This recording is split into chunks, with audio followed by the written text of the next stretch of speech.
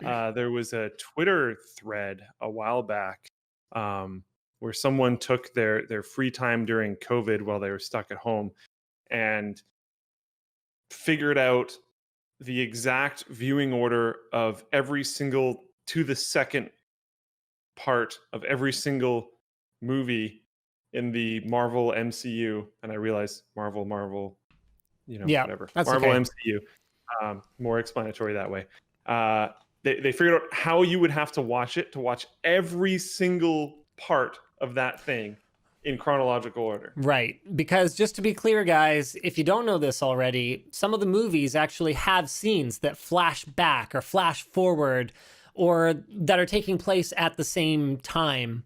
So to watch every scene in order, does that supercut exist? It does. What would that be? That would be like a terabyte. That more. It's that would be only like in 1080p, I think. I think it's like, if I remember correctly, I think it's like 40 something hours. That's hilarious. I wouldn't Absurd. I wouldn't download that because I don't actually own all the Marvel movies. Most of them I've only seen once. You couldn't because it would be pirating.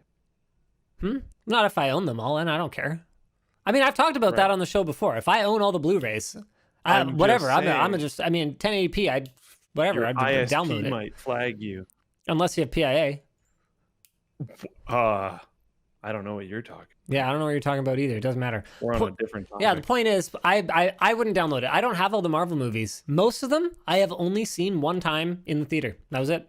I haven't even seen most of them one time. I do love them. I love me a good superhero flick. I enjoy them, but it's like brain off, Yeah. ship go boom time for me. Like the amount of analysis that some people do on MCU movies is like, wow. It would have to be Star Wars for me to actually care this much.